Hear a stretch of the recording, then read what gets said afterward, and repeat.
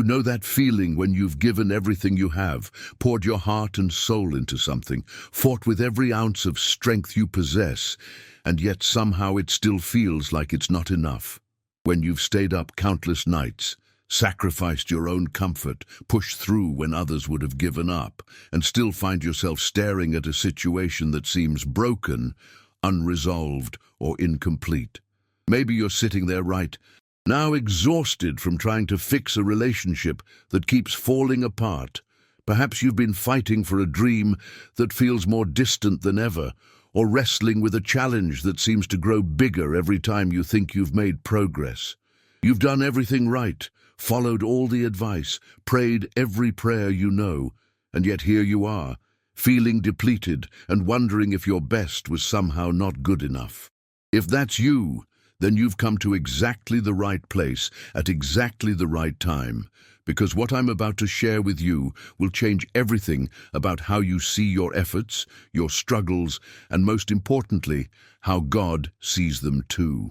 Here's what most people don't understand about doing your best. They think it's about the outcome, about whether you succeeded or failed, about whether the problem got solved or the goal got reached.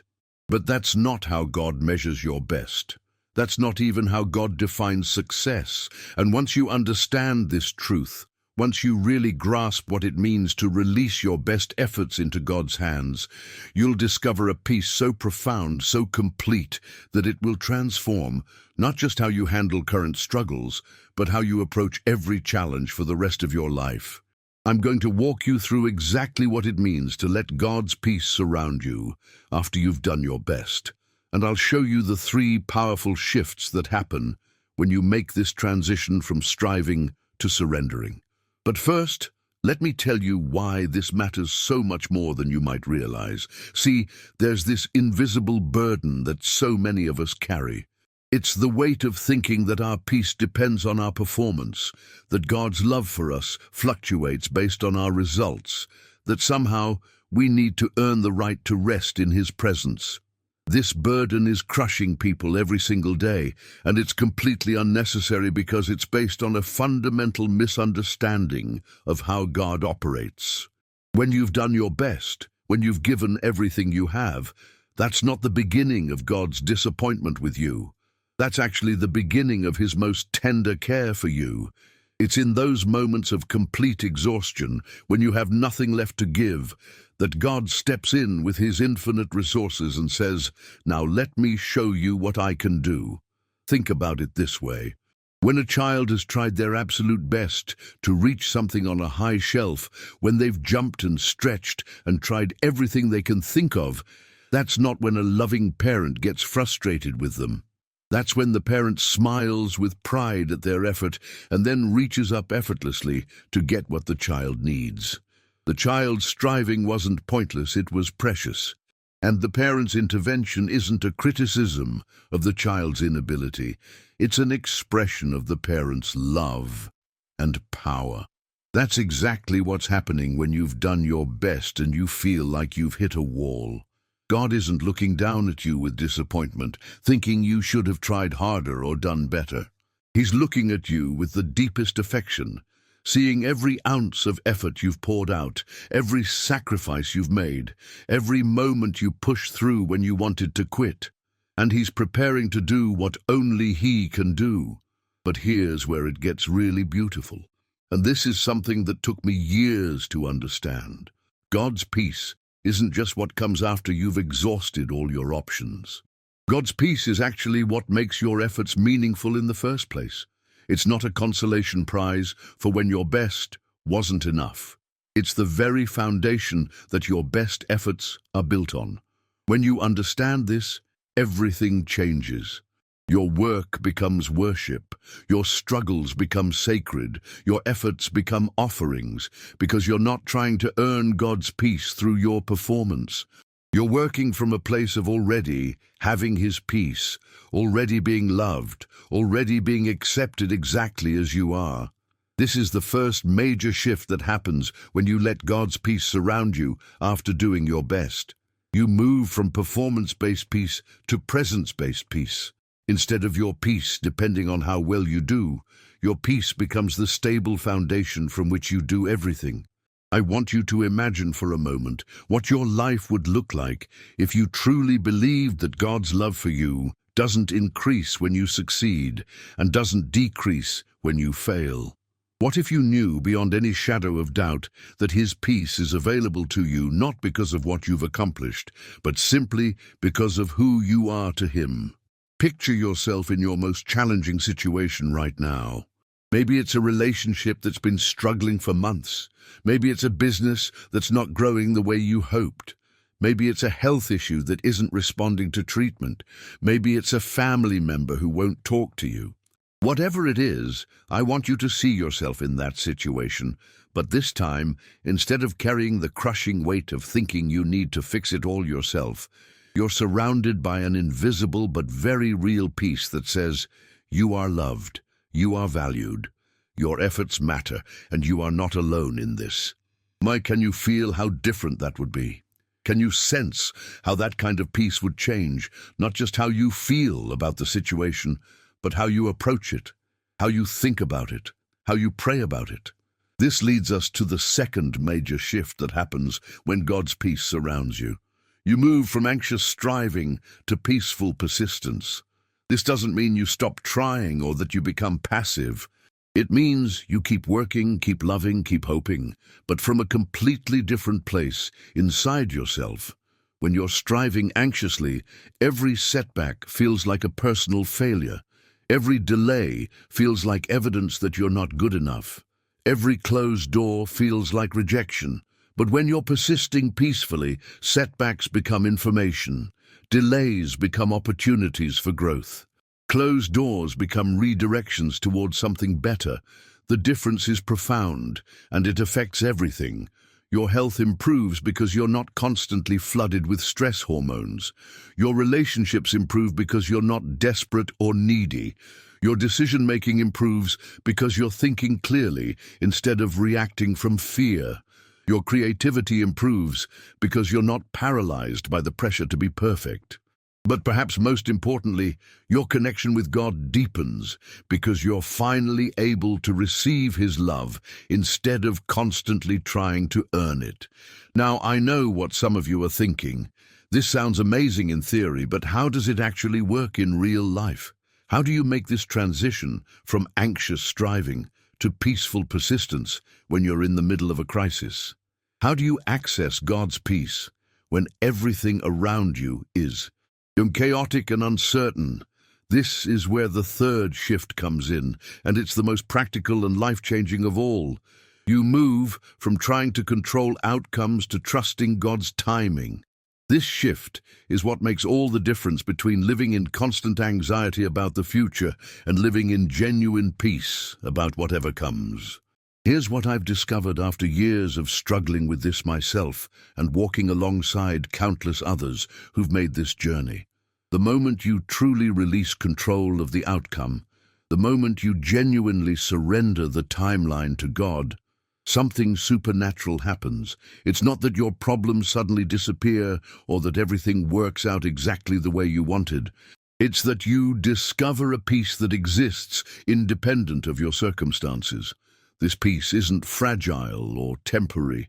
It doesn't evaporate when bad news comes or when plans fall through. It's not dependent on other people's behavior or on external conditions being just right. It's the kind of peace that Jesus talked about when He said, "Peace I leave with you, my peace I give you. I do not give to you as the world gives. Do not let your hearts be troubled, and do not be afraid."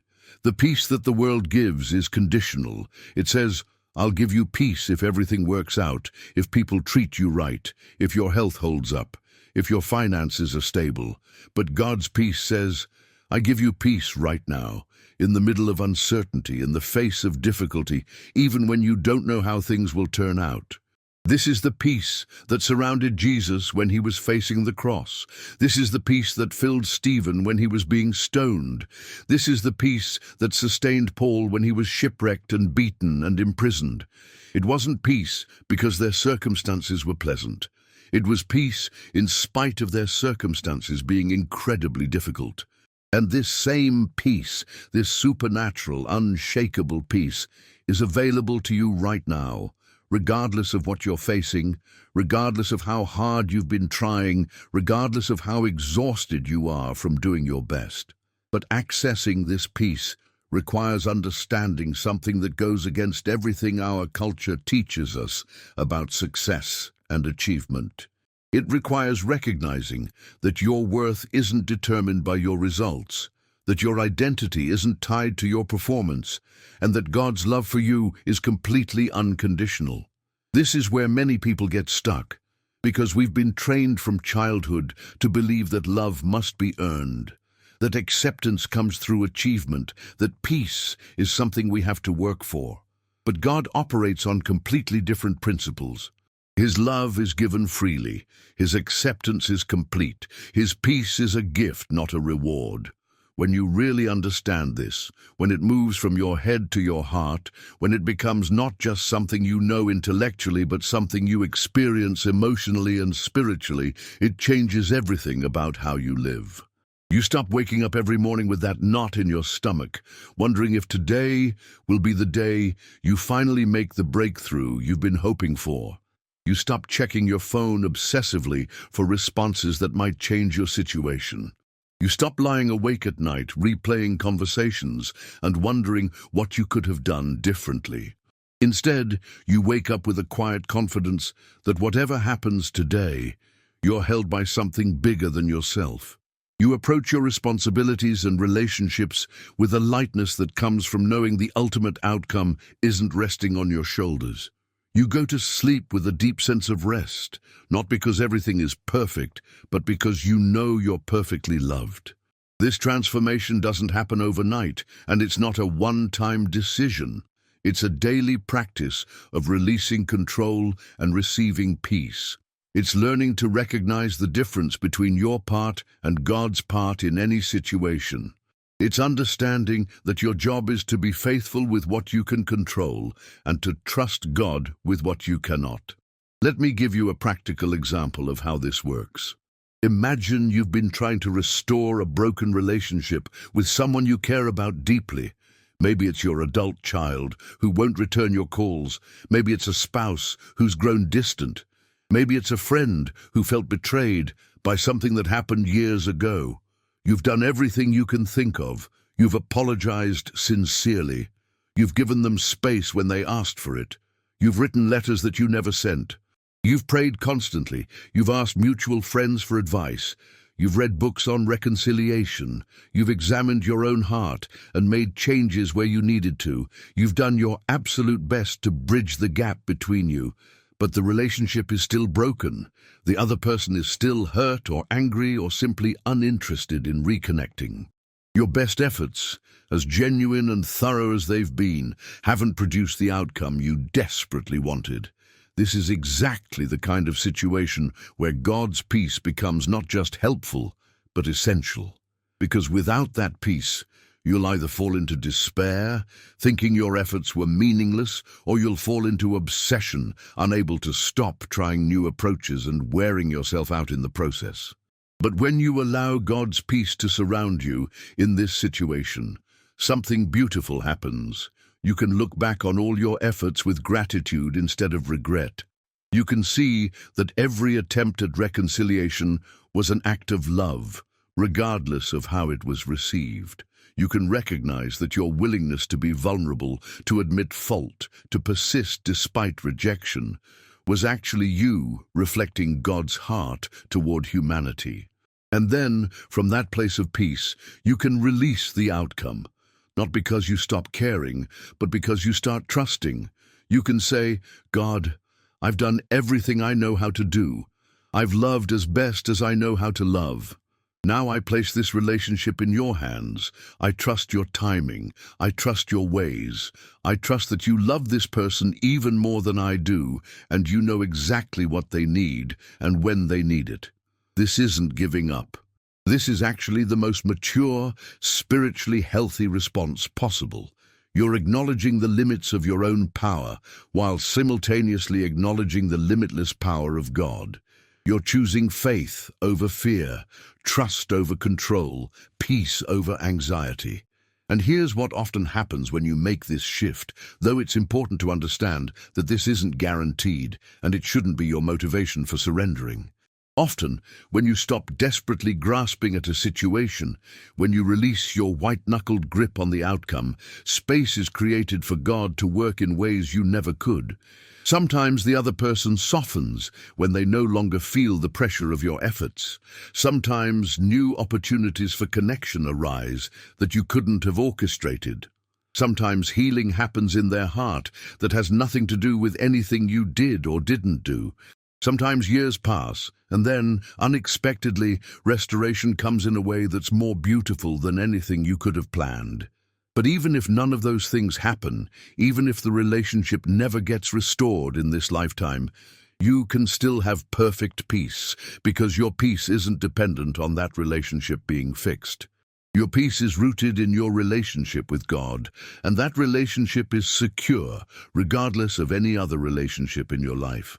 This principle applies to every area where you've done your best, but haven't seen the results you hoped for. Maybe you've poured years into building a business that's still struggling. Maybe you've invested everything in your health, but you're still dealing with chronic illness. Maybe you've worked tirelessly to help someone overcome an addiction, and they keep relapsing.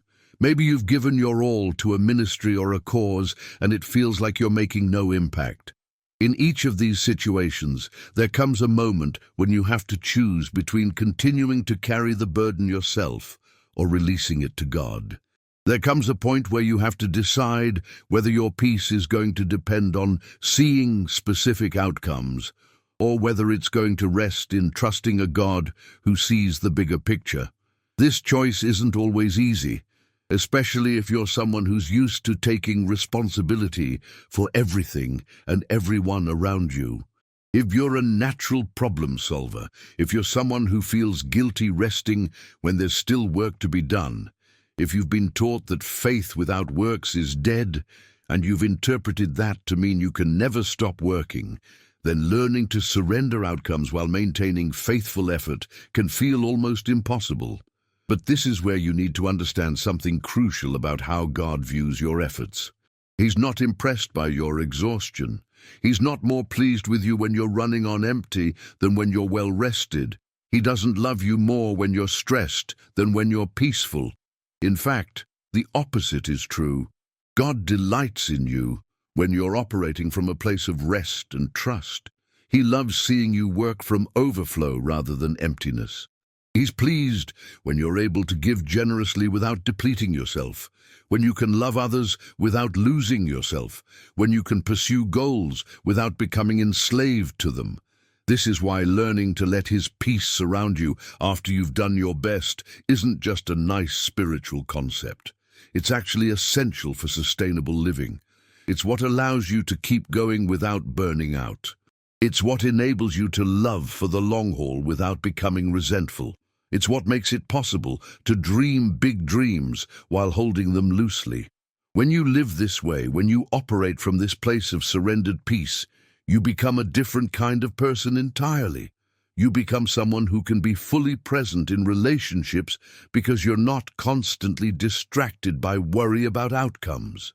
You become someone who can take risks because you know your security isn't dependent on any particular result. You become someone who can be generous with your time, energy, and resources because you trust that God will provide what you need. You also become someone who can rest without guilt, who can celebrate small victories without needing them to be big ones, who can face setbacks without being devastated by them. You become someone who radiates a peace that others can't explain but desperately want to experience themselves. This transformation affects everyone around you. Your family feels safer because you're not constantly anxious. Your friends feel more comfortable being themselves because you're not trying to fix them. Your co-workers feel less pressure because you're not frantically trying to control every variable. Even strangers sense something different about you, a groundedness and peace that's increasingly rare in our anxious world. But perhaps most importantly, you become someone who truly honors God with your life. not through perfect performance, but through peaceful trust. You become a living demonstration of what it looks like to believe that God is good, that His plans are perfect, and that His timing is always right. This is the kind of faith that moves mountains, not through desperate striving, but through peaceful surrender. And when you begin to live from this place, you'll discover something remarkable about the nature of God's peace. It's not passive. It's not inactive. It's actually incredibly dynamic and powerful. You see, there's a misconception that surrendering to God's peace means becoming complacent or lazy. People worry that if they stop anxiously pushing and controlling, nothing will happen. They fear that without their constant effort and worry, their dreams will die, their relationships will fall apart, their responsibilities will go unmet. But this couldn't be further from the truth. When you're operating from God's peace, you actually become more effective, not less. You make better decisions because you're thinking clearly instead of reacting from fear. You have more energy because you're not wasting it on worry and control. You're more creative because you're open to possibilities you couldn't see when you were tunnel-visioned on one specific outcome. Think about a skilled musician playing a complex piece. If they're tense and gripping the instrument too tightly, the music sounds forced and strained. But when they're relaxed and flowing with the music, when they trust their training and let the melody move through them naturally, that's when the most beautiful music emerges. The same is true with life. When you're gripping too tightly to outcomes, when you're forcing and straining and trying to make things happen through sheer willpower, life becomes labored and exhausting. But when you learn to hold things lightly, when you trust your preparation and let God's peace flow through your efforts, that's when life becomes beautiful. That's when you discover what it really means to work in partnership with the divine, to be a co-creator with God, rather than trying to do His job for Him. This partnership is what changes everything about how you approach challenges. Instead of seeing obstacles as evidence that you're failing or that God has abandoned you, you begin to see them as opportunities for God to demonstrate His power through your weakness. Instead of viewing delays as rejections, you start recognizing them as divine redirections towards something better than you originally imagined. I remember talking to a woman who had been trying for years to adopt a child. She had filled out countless applications, gone through extensive background checks, attended parenting classes, prepared a nursery, and waited through one disappointment after another. Each time a potential adoption fell through, she blamed herself. She wondered if she wasn't trying hard enough, if she wasn't worthy enough, if God was punishing her for something.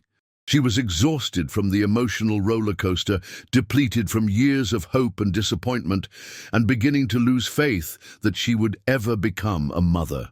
That's when she finally reached the point where she said, "God, I've done everything I know how to do. I've given this dream everything I have. If you want me to be a mother, I trust you to make it happen in your time and your way. If you have a different plan for my life, I trust that too. I just can't carry this burden anymore." Within weeks of making that surrender, she received a call about a baby who needed a home.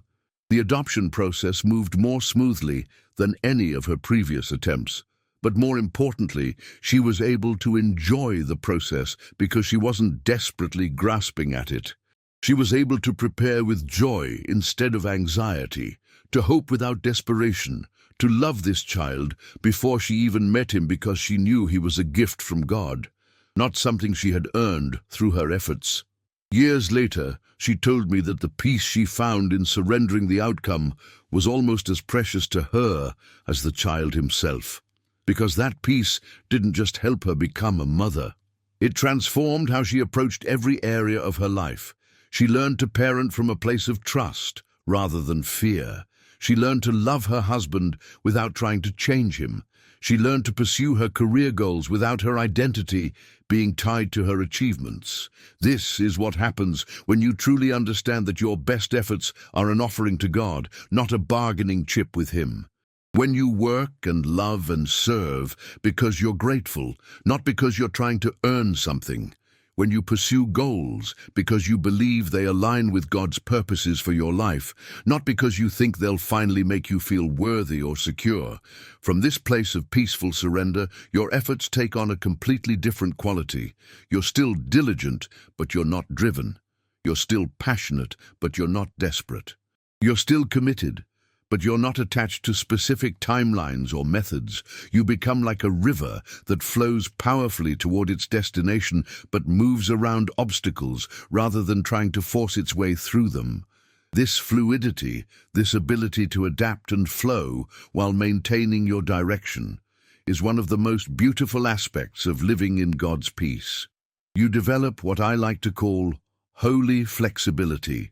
You know where you're going, but you hold your route lightly. You have goals and dreams, but you're open to God's revisions. You work hard, but you rest easily. This holy flexibility becomes especially important when you're dealing with people, because people are unpredictable, and you can't control their responses to your best efforts. You might love someone perfectly, and they might still reject you. You might serve someone sacrificially, and they might still take you for granted. You might forgive someone completely, and they might still choose to hold grudges. When you're operating from anxious striving, these responses from others can devastate you. You take them personally. You wonder what you did wrong. You exhaust yourself trying to prove your love or worth. But when you're surrounded by God's peace, you can love people freely without needing them to love you back in a specific way. You can serve without keeping score. You can forgive without requiring acknowledgement. This doesn't mean you become a doormat or that you don't have healthy boundaries. In fact, the opposite is true. When your security comes from God rather than from people's approval, you're actually more capable of setting appropriate limits and speaking truth in love. You can say no when you need to say no because your peace doesn't depend on everyone being happy with you all the time. You can also say yes more freely because you're not calculating whether your efforts will be appreciated or reciprocated. You can give generously because you know your supply comes from an infinite source. You can risk vulnerability because your worth isn't dependent on how others respond to your openness. This transformation in how you relate to people is perhaps one of the most noticeable changes that occurs when you learn to rest in God's peace after doing your best. Your relationships become healthier because they're no longer based on mutual neediness or performance. Instead, they become expressions of abundance and grace. You stop trying to get your emotional needs met through other people's responses to your efforts. You stop measuring the success of your relationships by how much appreciation or acknowledgement you receive. You stop feeling responsible for other people's choices and emotions while still caring deeply about their well-being. This shift creates space for genuine intimacy to develop, because intimacy can only flourish in an atmosphere of freedom. When people feel pressured to respond to your love in specific ways, when they sense that your peace depends on their behavior, they naturally pull back or become resentful. But when they experience your love as truly unconditional, when they realize that you're loving them from overflow rather than need, they're much more likely to open their hearts to you. The same principle applies in your relationship with God. When you're constantly trying to earn His love through your performance, when you're anxiously monitoring His responses to your efforts, when your peace depends on seeing specific answers to your prayers, you actually create distance in your relationship with Him. You become focused on the transaction rather than the relationship.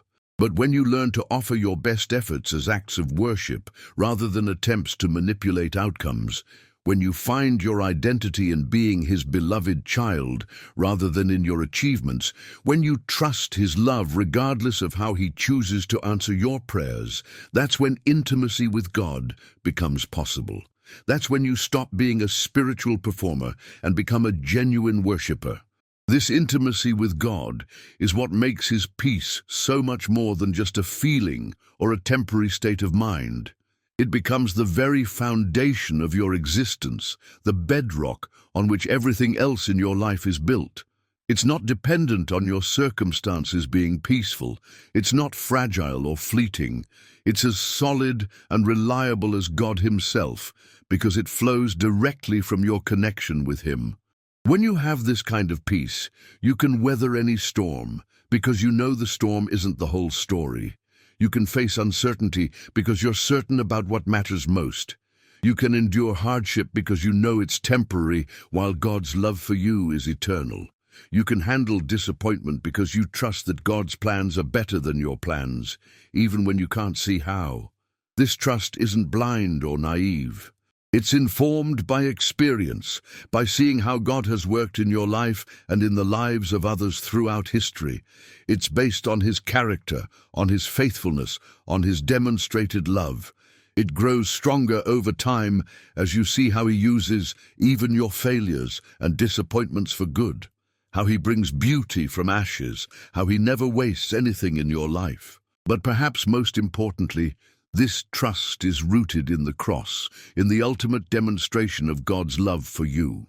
When you remember that God loved you enough to send His Son to die for you while you were still His enemy, it becomes easier to trust that He loves you enough to work all things together for your good now that you're His child. When you remember that Jesus gave His life to secure your eternal peace with God, it becomes easier to trust Him with the temporary troubles of this life. This is why the peace that comes from doing your best and then resting in God isn't just a nice addition to your spiritual life. It's central to everything. It's the peace that Jesus purchased for you with His own blood. It's the peace that the Holy Spirit wants to cultivate in your heart. It's the peace that reflects the very nature of God Himself. And here's the beautiful thing about this peace. It's contagious. When you carry this kind of deep, unshakable peace, it affects everyone around you. Your children feel safer. Your spouse feels more loved. Your friends feel more accepted. Your co-workers feel less stressed. Even strangers sense something different about you. You become a living invitation for others to experience this same peace, not through preaching or pressuring, but simply through being. Through demonstrating what it looks like to live from rest rather than striving, to work from love rather than fear, to hope without desperation, to care without controlling. This is how God's kingdom advances, not through human effort alone, but through human effort surrendered to divine peace.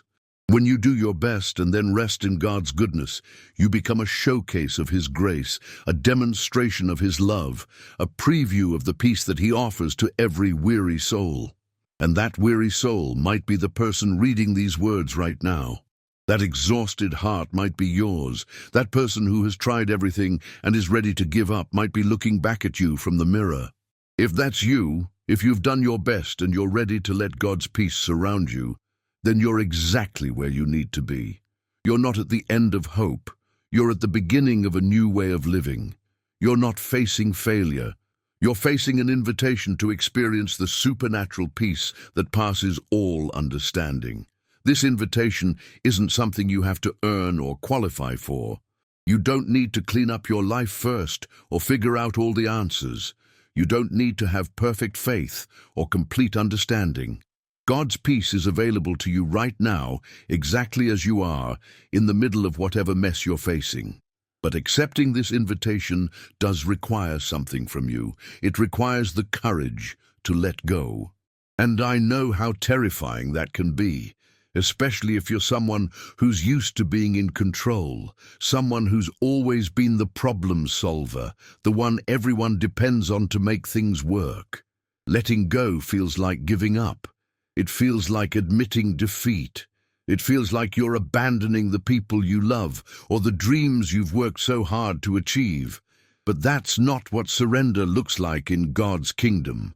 In His economy, letting go isn't the end of your involvement. It's the beginning of His intervention. Think about a parent teaching a child to ride a bicycle.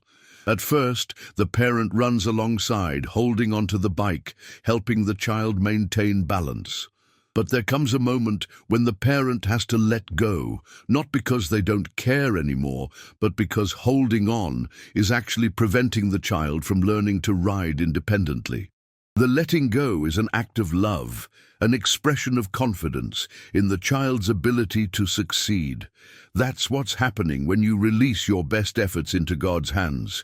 He's not asking you to stop caring or to become passive. He's asking you to trust that He can do things you cannot do, that He can work in ways you cannot work, that He can reach places you cannot reach. This trust transforms everything about how you see your circumstances. That difficult marriage you've been fighting to save isn't just a source of stress anymore. It becomes a classroom where you're learning about unconditional love, about forgiveness, about the difference between changing someone and loving someone. That struggling business isn't just a financial burden anymore. It becomes a laboratory where you're discovering your true priorities, your real values, your actual source of security. That prodigal child who won't return your calls isn't just breaking your heart anymore. They become an opportunity for you to understand how God feels about His wayward children, how He keeps loving when love isn't returned, how He keeps hoping when hope seems foolish. That health challenge that won't respond to treatment isn't just limiting your body anymore. It becomes a teacher showing you what really matters, what truly lasts, what actually gives life meaning. This shift in perspective doesn't minimize your pain or dismiss your struggles. It doesn't make everything suddenly easy or eliminate all difficulty from your life. What it does is give your pain purpose, your struggles meaning, your difficulties dignity. It transforms suffering from something that happens to you into something that happens through you for the benefit of others. When you understand this, when you really grasp that God can use even your failures and disappointments as instruments of His grace, it changes how you view every experience in your life. Nothing is wasted, nothing is meaningless, nothing is beyond His ability to redeem and transform. That mistake you made 5 years ago that you still regret, God can use it to help you relate to others who are struggling with guilt and shame. That dream that died despite all your efforts, God can use it to redirect you towards something better than you ever imagined. That relationship that ended badly despite your best attempts to save it, God can use it to teach you about His faithfulness when human love fails. This doesn't mean God causes bad things to happen just so He can bring good out of them. It means He's so powerful, so creative, so loving that He can take even the worst circumstances and weave them into a story of redemption and grace. He's so good at turning mourning into dancing, ashes into beauty, despair into hope. But experiencing this transformation requires something that goes against every instinct you have when you're in crisis. It requires patience. It requires waiting. It requires trusting God's timing, even when His timing doesn't make sense to you. This is perhaps the hardest part of learning to rest in God's peace after doing your best. We live in an instant culture where everything happens quickly, where problems are supposed to have immediate solutions, where waiting is seen as wasting time. But God operates on a different timeline, and His delays are never denials. Sometimes He's waiting because you're not ready for what He wants to give you. Sometimes He's waiting because the other people involved aren't ready. Sometimes He's waiting because the timing isn't right for reasons you can't see. Sometimes He's waiting because He has something better in mind and He needs to close certain doors before He can open others.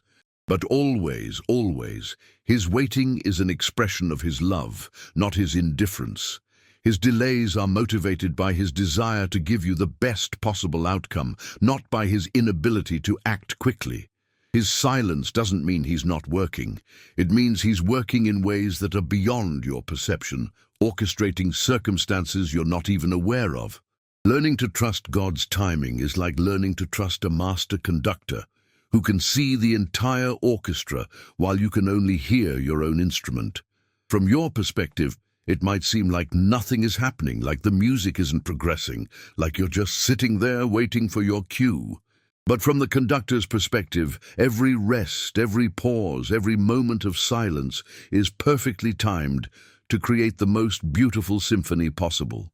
Your life is part of a much larger composition, and God is the master conductor who sees how every note, every pause, every movement fits together to create something magnificent.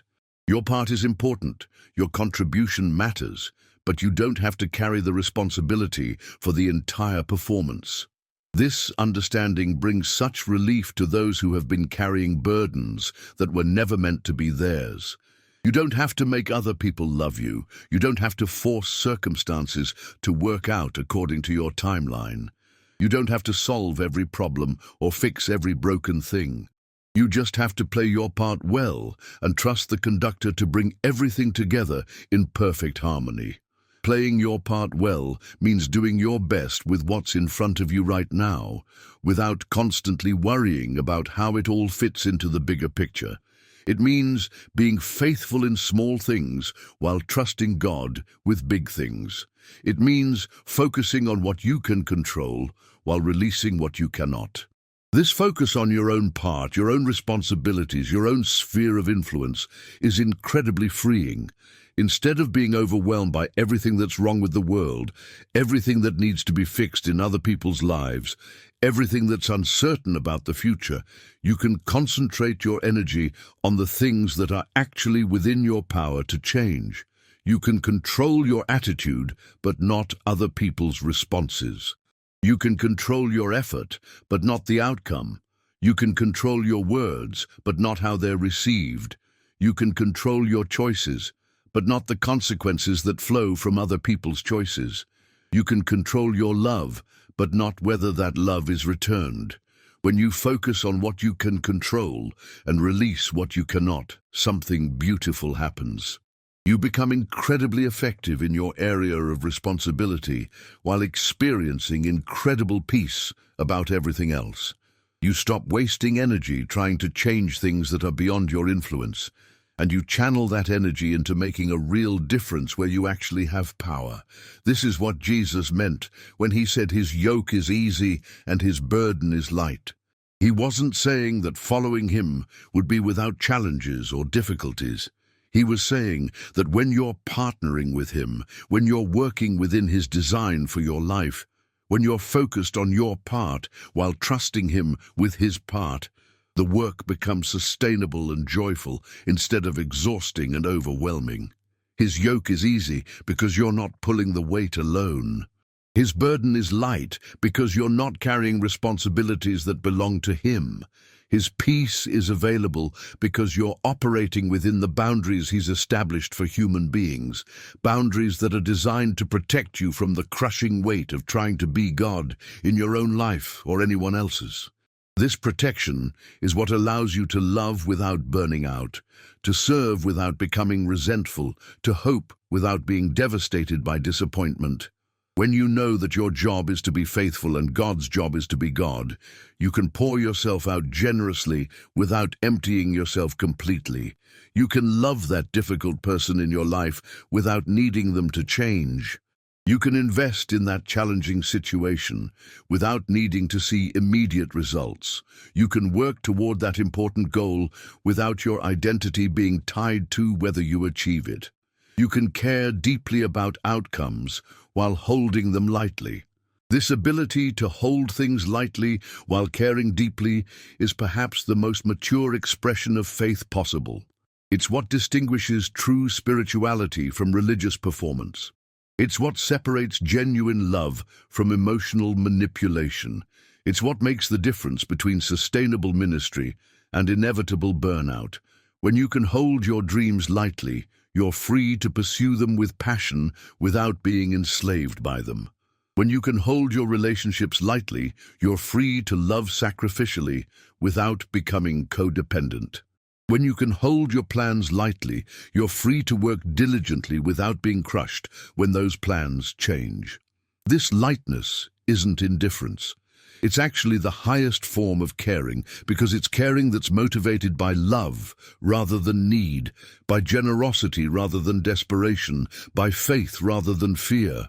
It's caring that leaves room for God to work, space for other people to choose, and margin for unexpected blessings to unfold. Living with this kind of lightness requires daily practice. It's not a one-time decision, but a continual choice to release control and receive peace. Every morning you wake up with the opportunity to either grasp tightly to your agenda or hold it lightly before God. Every challenge you face gives you the chance to either take all the responsibility on yourself or share the load with the one who promised never to leave you or forsake you. Some days this choice will feel natural and easy. Other days it will feel almost impossible, especially when you're dealing with situations that feel urgent or people that you love desperately. On those difficult days, remember that God's peace isn't dependent on your perfect faith. His love for you doesn't fluctuate based on how well you surrender or how completely you trust. Even when you find yourself slipping back into old patterns of anxious striving, even when you catch yourself trying to control outcomes again, even when you realize you've been carrying burdens that aren't yours to carry, God's grace is sufficient. His peace is still available. His invitation to rest in Him is still open. This is the beauty of a relationship with a God whose love is unconditional and whose patience is infinite. He doesn't withdraw His peace when you struggle to receive it. He doesn't remove His presence when you temporarily forget about it. He doesn't stop working on your behalf when you momentarily try to take back control. He understands that learning to live in His peace is a process, a journey, a gradual transformation, rather than an instant change. He's committed to walking with you through every step of that process, celebrating your progress while being patient with your setbacks, encouraging your growth while loving you exactly as you are right now. This divine patience with your imperfect journey toward peace is itself a source of peace. You don't have to get this right immediately. You don't have to achieve perfect surrender before you can experience God's rest. You don't have to wait until you've mastered the art of letting go before you can start receiving the benefits of His presence. His peace is available to you in your learning, in your struggling, in your gradual growth toward greater trust and deeper surrender. It's available to you when you're doing well and when you're falling short. It's available to you in your victories and in your defeats. It's available to you because of who He is, not because of who you are or what you've accomplished. This availability of God's peace, regardless of your spiritual performance, is what makes it so different from any kind of peace the world offers. Worldly peace depends on circumstances being right, on people behaving properly, on plans working out as expected. But divine peace exists independent of all those variables, because it flows from a source that never changes, never fails, and never runs dry. When you tap into this source, when you learn to draw your peace from your relationship with God rather than from your ability to control your environment, you become virtually unstoppable. Not because you never face difficulties, but because difficulties no longer have the power to derail you. Not because you never experience disappointment, but because disappointment no longer defines you. You become like a tree planted by streams of water, with roots that go deep enough to find nourishment even in seasons of drought. You become like a house built on solid rock, able to withstand storms because your foundation is secure. You become like a spring of fresh water in a desert, able to offer refreshment to others because you're connected to an inexhaustible supply. This transformation into someone who can offer peace to others because you're living in peace yourself is perhaps the greatest gift that comes from learning to rest in God after doing your best. You become a safe harbor for other weary souls, a place of refuge for those who are still struggling with anxiety and control. People will be drawn to the peace they sense in you, even if they can't articulate what it is they're seeing. They'll want to know how you can remain calm in crisis, how you can face uncertainty without panic, how you can love difficult people without becoming bitter, how you can work hard without being driven. And when they ask, you'll have the most beautiful answer to give them. You'll be able to say that your peace doesn't come from having all the answers or controlling all the outcomes. It comes from knowing the one who does have all the answers and who is in control of all the outcomes. It comes from doing your best and then resting in His goodness, from offering your efforts as worship and then trusting His wisdom with the results.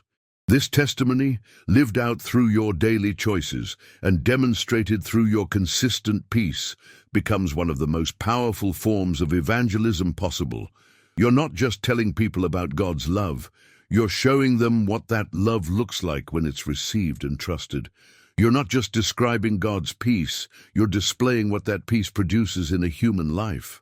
And in a world that's increasingly anxious, increasingly driven, increasingly exhausted from trying to control things that can't be controlled, this kind of peaceful presence becomes incredibly attractive. People are hungry for what you have, even if they don't know what to call it or where to find it. Your life becomes an invitation for others to discover that there's a different way to live, a better way to work, a more sustainable way to love. Your peace becomes a bridge that others can walk across to find their own relationship with the God of peace. Your rest becomes a sanctuary where others can come to find their own rest. This is how God multiplies the impact of your surrender. When you learn to do your best and then rest in His peace, you don't just experience personal transformation. You become an agent of transformation in the lives of everyone around you. Your family, your friends, your co-workers, your community all benefit from the peace you've learned to receive and reflect. And that impact extends far beyond what you can see or measure. The peace you model for your children affects how they'll approach challenges for the rest of their lives. The trust you demonstrate in your marriage influences how your spouse relates to God. The calm you maintain at work creates an atmosphere where others can think more clearly and perform more effectively.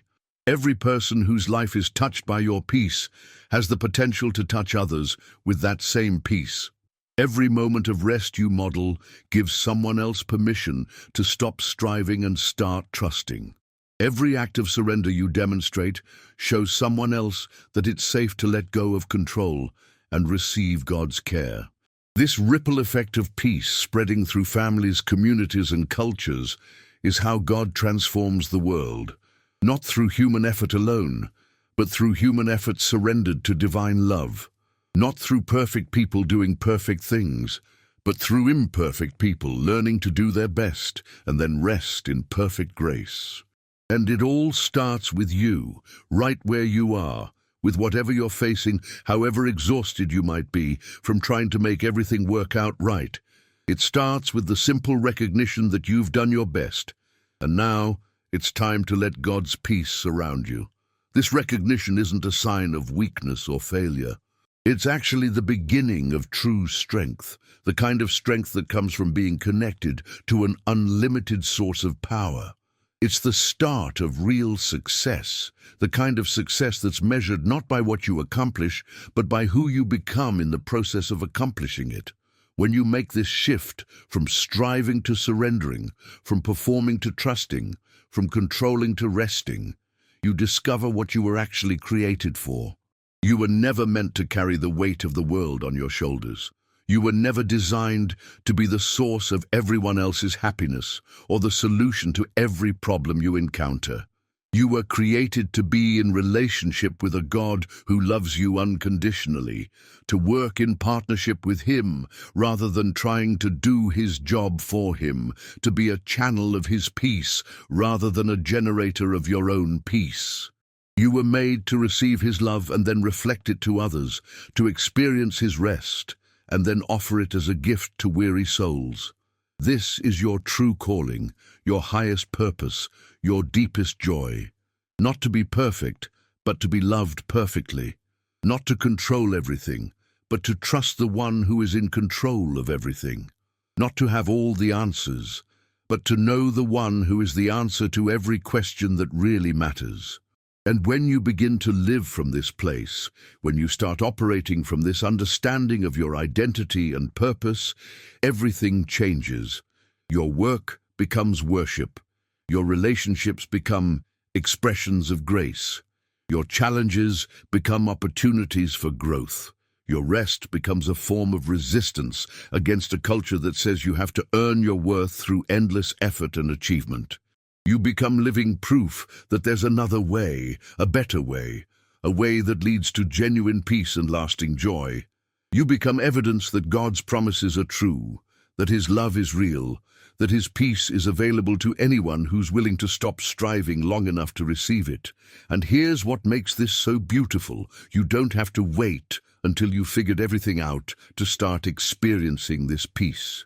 You don't need to resolve all your problems first, or fix all your relationships, or achieve all your goals before God's peace becomes available to you. His peace isn't a reward for successful living. It's the foundation for meaningful living. Right now, wherever you are in your journey, whatever battles you've been fighting, whatever mountains you've been trying to move, you can stop and take a deep breath and recognize that you've been working so much harder than you needed to. You've been carrying weights that were never meant for your shoulders. You've been trying to be the hero of a story where God wants to be the hero, and you get to be the beloved character who trusts Him completely.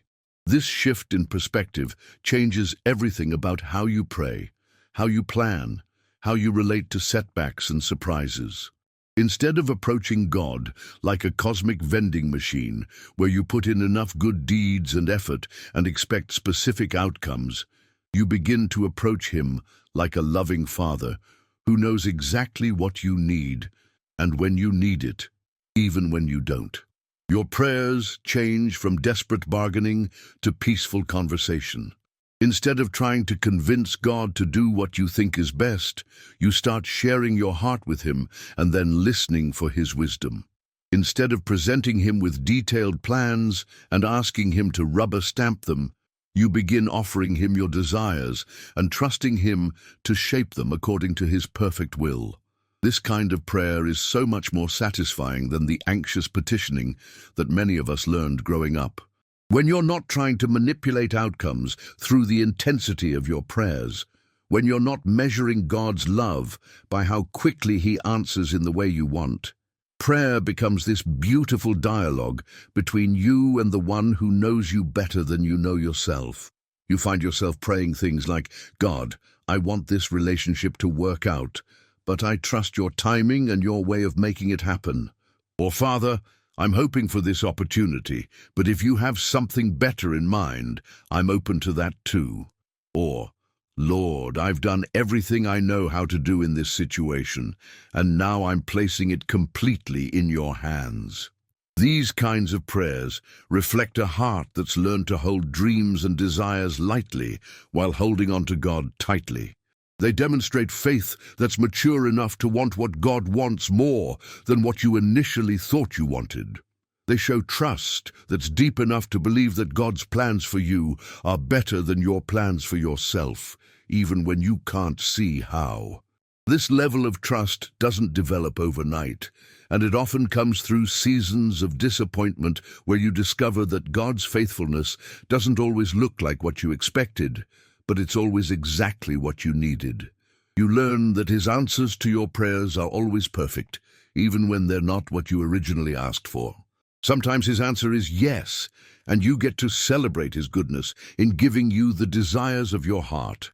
Sometimes His answer is not yet, and you get to experience His faithfulness in teaching you patience and refining your character. Sometimes His answer is something different, and you get to discover His creativity in providing solutions you never would have imagined. But in every case, when you're resting in His peace after doing your best, you can receive His answers with gratitude instead of resentment, with curiosity instead of confusion, with worship instead of worry.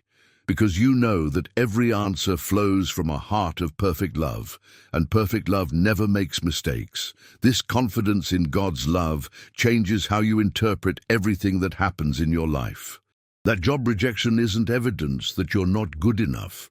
It's protection from something that wasn't meant for you and redirection towards something that is. That relationship that ended despite all your efforts isn't proof that you're unlovable. It's freedom from something that was limiting you and space for something better to develop. That health challenge that won't go away isn't punishment for something you've done wrong. It's an opportunity to discover strength you didn't know you had, and to experience God's presence in ways you never would have otherwise. That financial struggle that persists despite your best efforts isn't abandonment by God.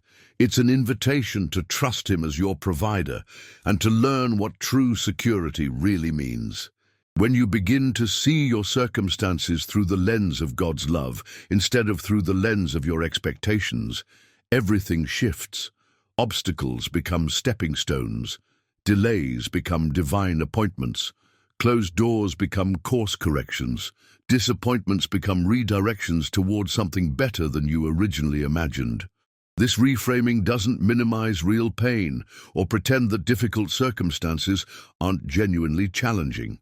What it does is give you a context for understanding your pain that makes it bearable and ultimately meaningful. Instead of suffering senselessly, you're being refined purposefully. Instead of enduring randomly, you're being prepared specifically for something good that God has in store for you. This sense of purpose in your pain is what allows you to persevere when others would give up. It's what enables you to find hope in hopeless situations. It's what makes it possible to keep loving when love isn't returned, to keep serving when service isn't appreciated, to keep believing when belief requires you to trust what you cannot see. And here's something beautiful that happens when you learn to find God's peace in the middle of difficult circumstances, instead of waiting for the circumstances to change before you can have peace. You discover that you're much stronger than you thought you were, not because you've developed superhuman powers, but because you've learned to tap into supernatural strength. The same power that raised Jesus from the dead is available to you in your daily struggles. The same love that moved God to send His Son to die for you is surrounding you in your current challenges. The same wisdom that created the universe is guiding your steps and orchestrating your circumstances for your good and His glory. When you really understand this, when you grasp the magnitude of the resources that are available to you through your relationship with God, it changes how you approach every difficulty. You stop asking, "How am I going to handle this?" and start asking, "How is God going to work through this?" You stop wondering if you're strong enough and start remembering that His strength is made perfect in your weakness. This shift from self-reliance to God-reliance is liberating in ways you can't imagine until you experience it. The pressure to have all the answers lifts because you're connected to the one who knows everything. The fear of making wrong decisions diminishes because you trust that God can work through your choices, even your imperfect ones, to accomplish His purposes. The anxiety about the future subsides because you know that the same God who has been faithful in your past is already present in your future, preparing the way and working all things together for your good. The loneliness that comes from feeling like you have to figure everything out by yourself disappears because you remember that you're never actually alone, never without help, never beyond the reach of divine love and care. Living with this constant awareness of God's presence and provision transforms you into someone who can face anything with peace. Not because you're naive about how difficult life can be, but because you're confident about how faithful God is. Not because you expect everything to be easy, but because you know that nothing is too hard for Him. This confidence shows up in the most practical ways. When your child is struggling with something you can't fix, instead of lying awake all night worrying, you can rest in the knowledge that God loves them even more than you do and is working in their life even when you can't see it. When your marriage goes through a difficult season, instead of panicking about whether it will survive, you can focus on doing your part to love well while trusting God to do His part to heal and restore. When your business faces unexpected challenges, instead of frantically trying to control every variable, you can make wise decisions with the information you have while trusting God to handle the factors that are beyond your control. When your health takes an unexpected turn, instead of being consumed with fear about the future, you can take appropriate medical action while resting in God's sovereignty over your days. This practical peace in the middle of real-life challenges is what makes God's peace so much more valuable than any kind of temporary calm that depends on circumstances being just right. His peace doesn't require perfect health, perfect relationships, perfect finances, or perfect circumstances. It's available in sickness and health, in wealth and poverty, in success and failure, in joy and sorrow. Because his peace isn't based on what's happening around you, it's based on what's happening within you, on the reality of his presence in your life, on the security of his love for you, on the certainty of his commitment to work all things together for your good. These realities never change, regardless of how much your circumstances fluctuate. When you build your peace on these unchanging truths, instead of on changing circumstances, you develop what the Bible calls the peace that passes all understanding. It's peace that doesn't make sense to people who don't know God, peace that seems impossible given what you're facing, peace that can only be explained by the supernatural work of God in your heart. This supernatural peace becomes a testimony to everyone who observes your life. They see you facing the same kinds of challenges they're facing, dealing with the same kinds of disappointments and setbacks and uncertainties, but responding in a completely different way. Where they see cause for panic, you demonstrate calm. Where they see reason for despair, you maintain hope.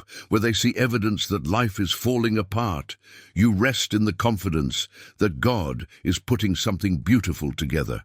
Your peace in the storm becomes a lighthouse for others who are drowning in anxiety. Your rest in the chaos becomes a sanctuary for others who are exhausted from trying to control everything. Your trust in the uncertainty becomes an anchor for others who are being tossed around by fear and worry. And the beautiful thing is, you don't have to try to be a witness or work at being an example. When you're genuinely resting in God's peace after doing your best, the peace speaks for itself. The rest is its own testimony. The trust becomes its own invitation for others to discover the same security you found in God's love. This is how God uses your surrender to impact the world around you.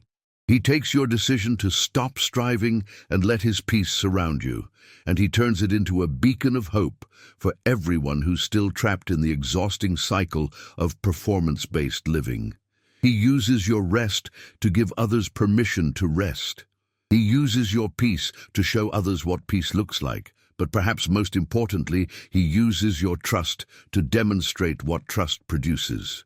When people see the fruit of surrendering control to God, when they witness the peace that comes from doing your best, and then resting in his goodness, when they observe the joy that flows from working in partnership with him instead of trying to do his job for him, they become curious about the source of what they're seeing. They want to know how you can sleep peacefully when you're facing uncertainty. They want to understand how you can work diligently without being driven by anxiety. They want to learn how you can love difficult people without becoming bitter. They want to discover how you can face setbacks without being devastated. And when they ask these questions, you get the privilege of sharing the most wonderful news in the world. That there's a God who loves them unconditionally, who wants to partner with them in their efforts, who offers them the same peace you've learned to receive. You get to tell them that they don't have to earn this peace through perfect performance, that they don't have to wait until they've solved all their problems to experience it, that it's available to them right now simply because of who God is and how much he loves them. This sharing doesn't require you to have all the theological answers or to be able to defend every aspect of Christian doctrine. It simply requires you to be honest about your own journey, from striving to resting, from anxiety to peace, from trying to control outcomes to trusting God's timing. Your personal testimony of how God's peace has transformed your life becomes the most compelling argument for why others should consider surrendering their own struggles to him. And as you share your story, as you invite others into the same relationship with God that has given you such peace, you discover something wonderful. Your own peace deepens, your own trust grows stronger, your own rest becomes more complete, because there's something about giving away what God has given you that causes him to give you even more. This is the principle of spiritual multiplication that runs throughout Scripture. When you give generously, you receive abundantly. When you forgive freely, you experience greater freedom. When you love unconditionally, you discover deeper dimensions of God's love for you. And when you share the peace you found in surrender, you find yourself surrounded by even greater peace. This growing peace isn't just a nice feeling or a temporary emotional state. It's a fundamental transformation in how you relate to life itself. You stop seeing yourself as the victim of circumstances and start recognizing yourself as a partner with God in writing a story of redemption and grace. You stop viewing challenges as evidence that something is wrong and start understanding them as opportunities for something right to emerge. You begin to anticipate how God might work through even the most difficult situations instead of dreading what might go wrong. You start looking for the good that He promises to bring out of everything instead of focusing on the problems that seem to multiply. You learn to expect His faithfulness instead of preparing for disappointment. This shift in expectation changes everything about how you experience life. Instead of bracing yourself for the next blow, you find yourself curious about the next blessing. Instead of protecting yourself from potential hurt, you open yourself to possible joy. Instead of minimizing your hopes to avoid disappointment, you allow yourself to dream big dreams while holding them lightly. This openness to God's goodness, this expectation of His faithfulness, this confidence in His love, doesn't make you naive or unrealistic about the difficulties of life. What it does is give you a framework for interpreting those difficulties that makes them bearable and ultimately meaningful. You know that whatever you're facing, it's not the end of the story. God always has something more to write, something better to bring, something beautiful to create out of even the most broken circumstances. This confidence in God's ability to bring good out of everything doesn't mean you become passive or stop working to improve difficult situations. It means you work with hope instead of desperation, with faith instead of fear, with peace instead of panic. You do your best because you love God and trust His purposes, not because you're trying to force specific outcomes or control other people's responses.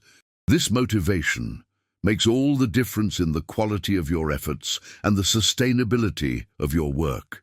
When you're working from a place of rest instead of striving, when you're motivated by love instead of fear, when you're trusting outcomes to God instead of trying to guarantee them yourself, you can work more creatively, more generously, more joyfully than ever before. You find yourself taking risks you wouldn't have taken when your security depended on maintaining control. You discover solutions you couldn't see when you were focused on protecting yourself from failure. You develop relationships you wouldn't have pursued when you were too afraid of rejection to be vulnerable. This freedom to risk, to create, to love without guarantees is one of the most beautiful gifts that comes from learning to rest in God's peace after doing your best. You're no longer paralyzed by the fear of making mistakes because you trust that God can work through your mistakes. You're no longer limited by your need to look perfect because you know that God loves you in your imperfection. You're no longer constrained by other people's expectations because your identity is rooted in God's acceptance rather than human approval. You're no longer driven by the compulsion to prove yourself because you're secure in who you are as God's beloved child.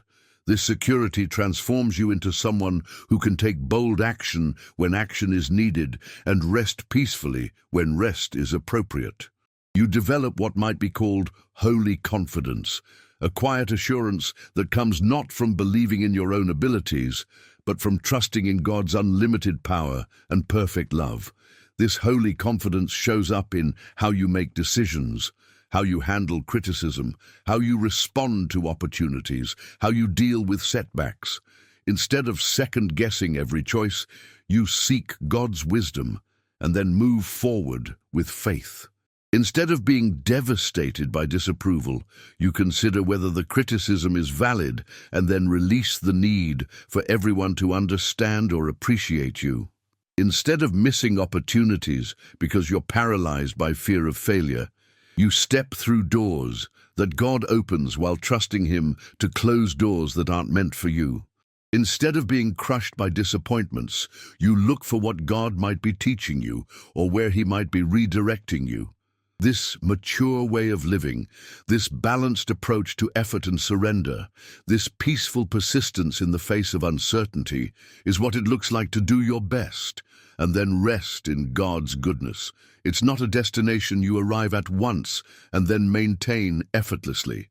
It's a daily practice, a moment-by-moment choice, a continual return to the truth of who God is and who you are in relationship to Him. Some days this practice will feel natural and easy. Other days it will require intentional effort and conscious decision-making. But every day, regardless of how you feel or what you're facing, the invitation remains the same. Do your best with what's in front of you, and then let God's peace surround you as you trust Him with everything else. This invitation isn't just for major life crises or overwhelming circumstances.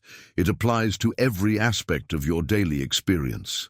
That conversation you need to have with a difficult colleague, that decision you need to make about your child's education, that project you're working on that seems to have no clear solution, that relationship that needs attention but you're not sure how to approach it. In each of these situations, you have the opportunity to practice doing your best and then resting in God's peace.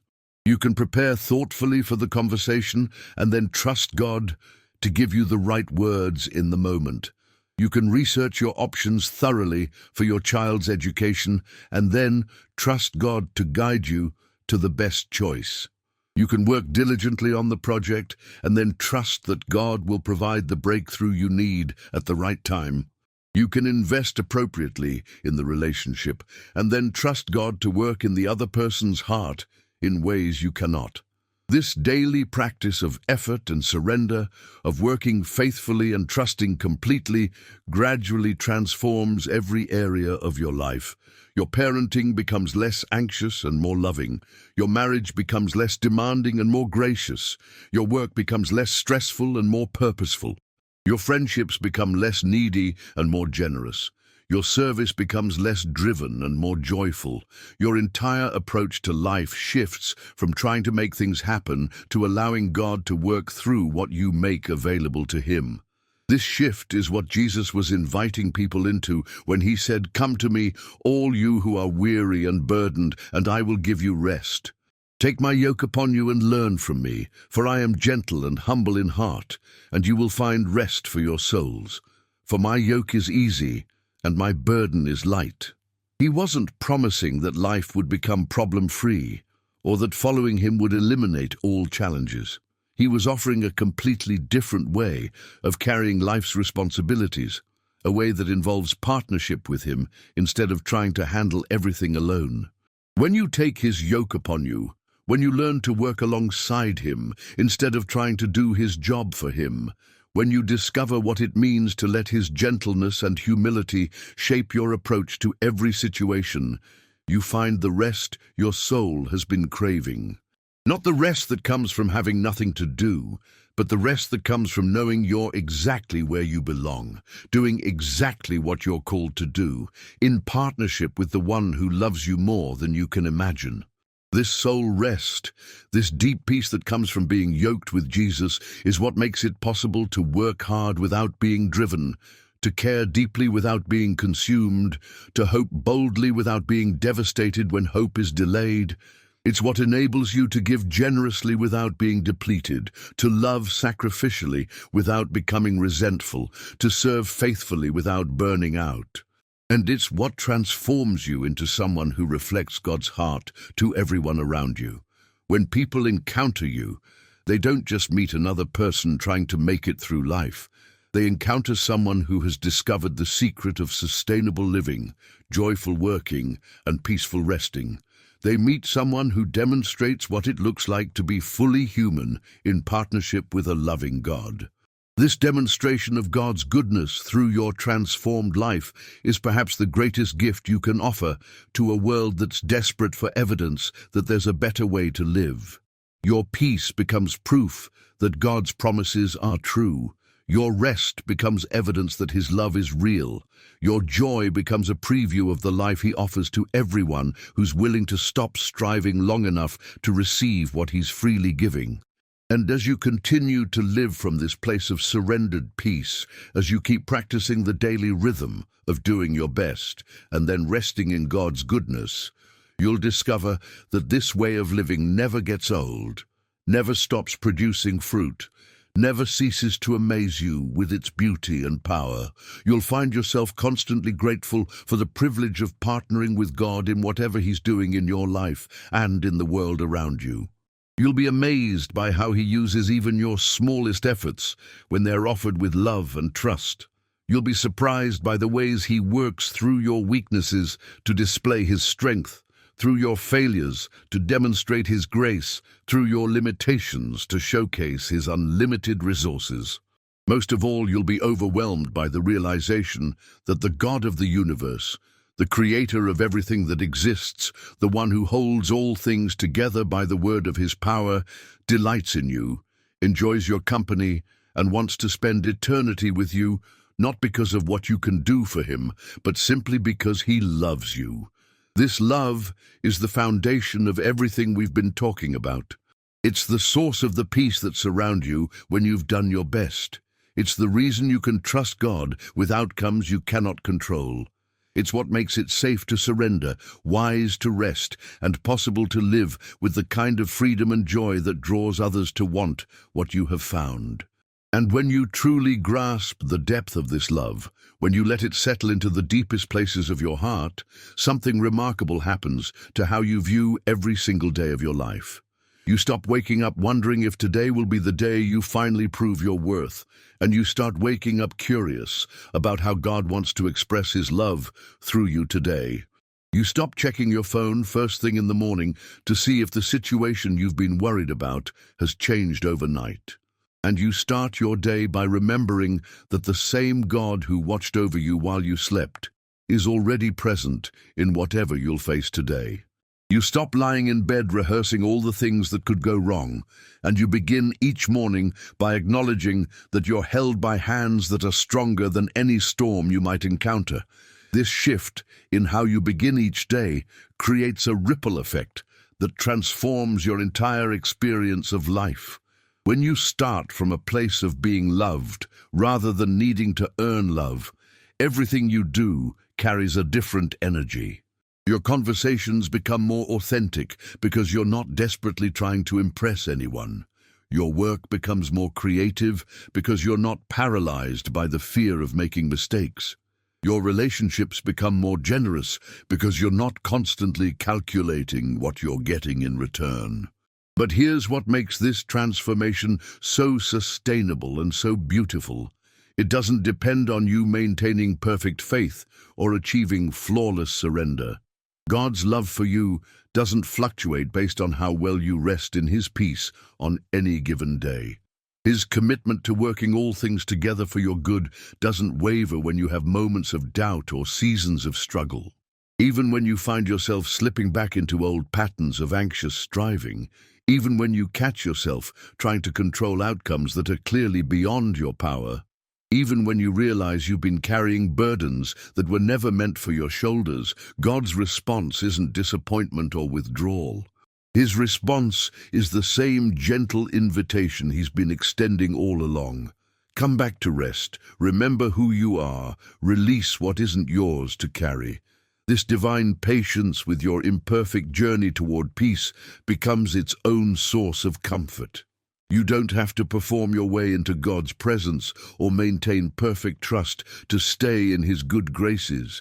You can stumble and struggle and still be completely secure in His love. You can have bad days, make poor choices, react from fear instead of faith, and still wake up the next morning surrounded by the same unconditional acceptance that has been there all along. This security creates space for honest growth rather than pretentious performance. When you know that God's love for you isn't conditional on your spiritual maturity, you're free to acknowledge where you're still learning, still growing, still becoming the person He created you to be. You can admit when you're struggling without fear that God will love you less. You can ask for help without shame. You can be vulnerable about your weaknesses without losing your sense of worth. This honesty about your own journey makes you incredibly safe for other people to be around. When someone encounters you, they don't feel the pressure to pretend they have it all figured out. They don't sense that you're judging their struggles or comparing their progress to yours. Instead, they experience the kind of grace-filled presence that makes it possible for them to let down their guard and share what's really happening in their hearts. Your willingness to be real about your own imperfections, your own ongoing need for God's grace, your own daily dependence on His peace, creates an atmosphere where others can stop performing and start healing. They can admit their own exhaustion from trying to control everything. They can acknowledge their own fears about letting go. They can express their own doubts about whether God really cares about the details of their lives. And in that atmosphere of authentic vulnerability, something beautiful happens. People begin to experience the same peace you've discovered, not because you've preached at them or pressured them, but simply because you've created a safe space for them to encounter the God who meets us in our weakness rather than demanding our strength. This is how transformation spreads from one heart to another, one family to another, one community to another. Not through perfect people demonstrating flawless faith, but through imperfect people learning to receive perfect love. Not through those who have all the answers sharing their wisdom, but through those who are learning to trust the one who is the answer to every question that matters. When you understand this, when you really grasp that your greatest gift to others isn't your perfection, but your willingness to be loved in your imperfection, it changes how you see your role in every relationship. You stop trying to be everyone's savior and start pointing them toward the Savior. You stop attempting to fix everyone's problems and start demonstrating what it looks like to trust the problem solver. You stop feeling responsible for other people's spiritual growth and start focusing on your own relationship with God, knowing that the most powerful way to influence others is through the overflow of your own transformed life. You stop trying to convince people to trust God and start living in such a way that they become curious about the source of your peace. This shift from trying to be the answer for others to simply reflecting the answer you've found is incredibly freeing. It removes the crushing pressure of thinking you need to have perfect wisdom for every situation, perfect solutions for every problem, perfect responses to every crisis.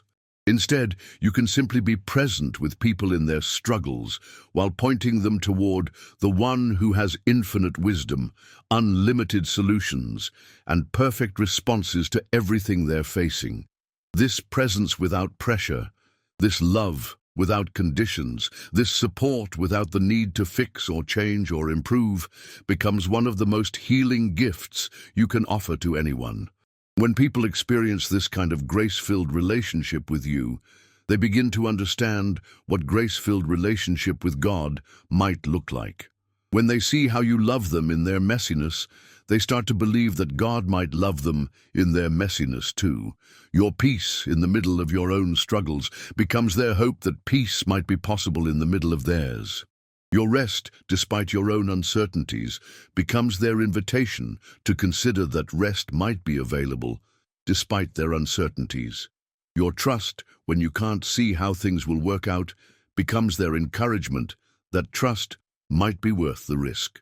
This is the beautiful multiplication that happens when you learn to do your best and then let God's peace surround you. Your personal transformation becomes a catalyst for transformation in everyone whose life intersects with yours. Your individual journey toward greater trust and deeper surrender creates pathways for others to discover their own relationship with the God of peace. And here's what makes this so wonderful. You don't have to wait until you've mastered the art of peaceful living before you can begin to impact others. You don't need to achieve perfect surrender before your journey becomes meaningful to those around you. The very process of learning to rest in God's peace, with all its ups and downs, its victories and setbacks, its breakthroughs and challenges, becomes a testimony to God's faithfulness.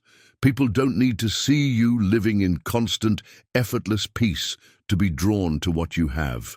What they need to see is someone who is learning to find peace in the middle of real life, someone who is discovering how to trust God with actual struggles, someone who is experiencing genuine transformation through relationship with a loving Father. Your honest journey toward greater peace becomes more compelling than any pretense of having arrived at perfect peace. Your authentic struggle to surrender control becomes more encouraging than any performance of flawless faith. Your real experience of God's faithfulness in your weakness becomes more inspiring than any testimony of strength that never falters. This authenticity, this willingness to let others see your process rather than just your progress, creates connections that performance-based living never could. When people see you wrestling with the same kinds of challenges they face, when they witness you applying the same truths they need, when they observe you receiving the same grace they desperately want, it makes the possibility of transformation feel accessible rather than impossible. They begin to think, if God can work in their life like that, maybe He can work in mine too. They start to hope, if they can learn to trust God with their struggles, maybe I can learn to trust Him with mine. They allow themselves to wonder if peace is possible for someone who faces the same kinds of difficulties I face. Maybe peace is possible for me. This hope, this possibility, this sense that transformation might actually be within reach, is what opens hearts to receive the very peace that has so transformed your own life. And as they begin their own journey from striving to surrendering, from anxiety to trust, from performing to resting, the beautiful cycle continues. Their transformation becomes an invitation for others to discover the same peace they're learning to receive. This is how God changes the world, not through grand gestures or dramatic interventions, but through ordinary people learning to do their best and then rest in His extraordinary love. Through individuals discovering that they don't have to carry the weight of everything on their own shoulders. Through families learning what it looks like to work together while trusting God with outcomes. Through communities experiencing what becomes possible when people stop competing for control and start collaborating with divine grace. The peace you've found, the rest you've discovered, the transformation you're experiencing isn't just for your own benefit. It's part of something much larger, much more beautiful, much more significant than you might have imagined. Your journey toward greater trust and deeper surrender is contributing to God's ongoing work of healing and restoration in this world. Every moment you choose peace over anxiety, you're demonstrating that another way is possible. Every time you release control and trust God's timing, you're proving that His ways are higher than our ways.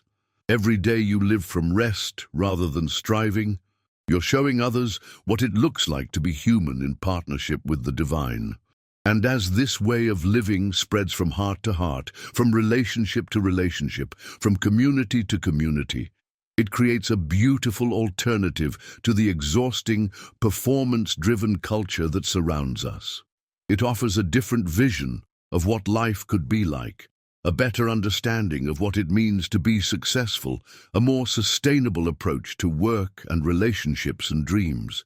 This alternative vision isn't just theoretical or idealistic. It's being lived out in real time by real people who have discovered what you're discovering. That doing your best and then letting God's peace surround you isn't just a nice spiritual concept. It's the most practical way to live. It's what makes love sustainable, work meaningful, hope resilient, and joy deep.